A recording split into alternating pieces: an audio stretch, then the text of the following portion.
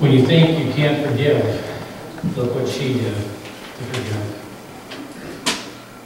Forgiveness takes place. There's actions that take place for reconciliation.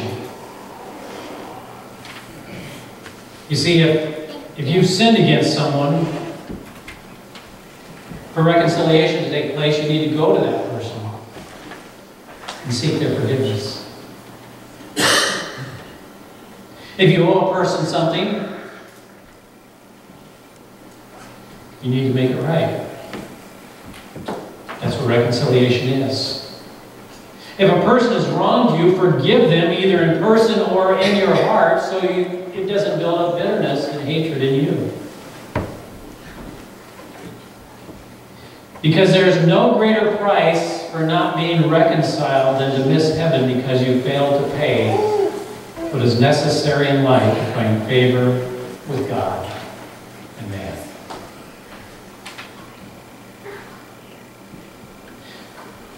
What keeps you from being fully reconciled with God? What price are you willing to pay to be right with your brothers or sisters in this life so you can have peace in this life and eternity? What price did Christ pay? In Matthew 5:23-24, if therefore you are presenting your offering at the altar, and there remember that your brother has something against you, leave your offering there before the altar and go your way. First be reconciled to your brother, and then come and present your offering.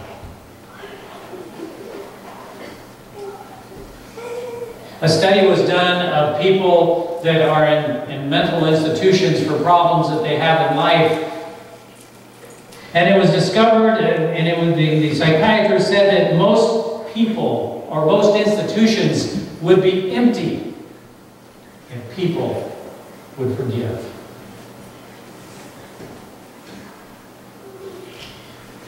If people would resolve the conflicts and forgive and be reconciled to those with whom they have loved. But we want to hold on to those things. We hold on to them sometimes like they're a dear friend, but instead they are the enemy of the soul that works at our soul and tries to destroy us and separate us from the love of God, the love of our family, the love of our friends.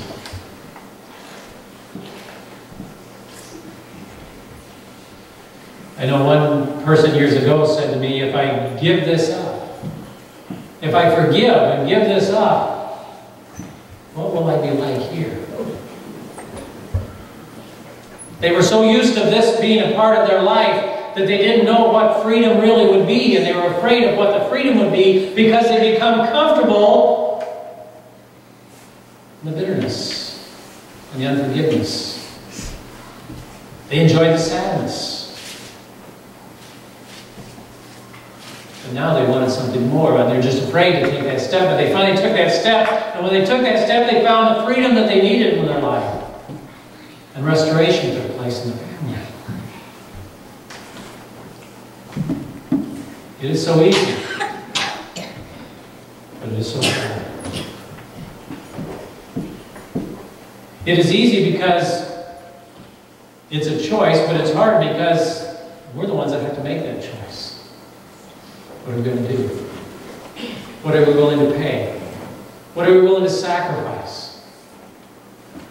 You know, on this weekend of Memorial Day, when we think of those who sacrificed, they gave it all. What are we willing to sacrifice to make things right?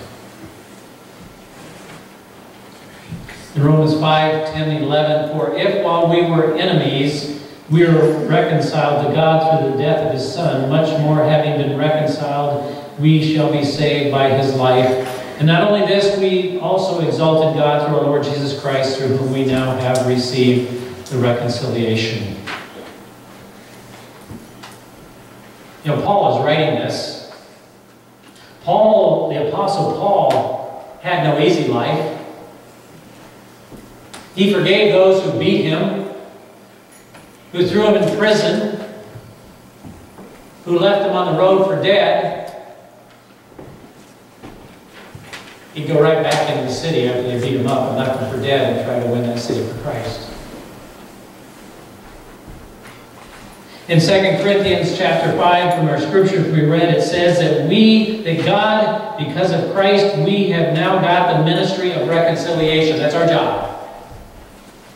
We are to help people be reconciled to each other and to God.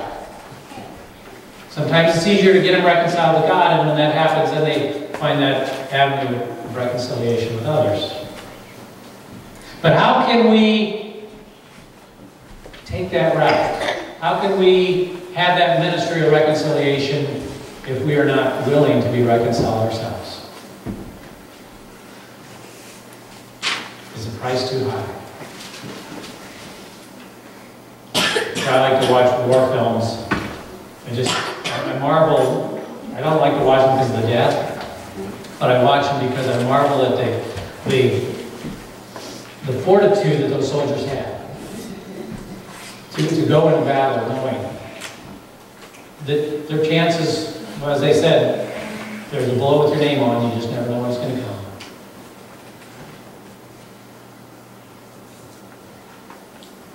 They went fiercely and bravely, and somehow we need to do that too. To be reconciled to others, to be reconciled to God, whatever the cost, whatever the price, it's worth it. Because it brings something in here. Peace. And it frees something up here. It frees up the mind from all those memories of bitterness and pain and suffering that you've had. Because when it's free in here, it's clear up here.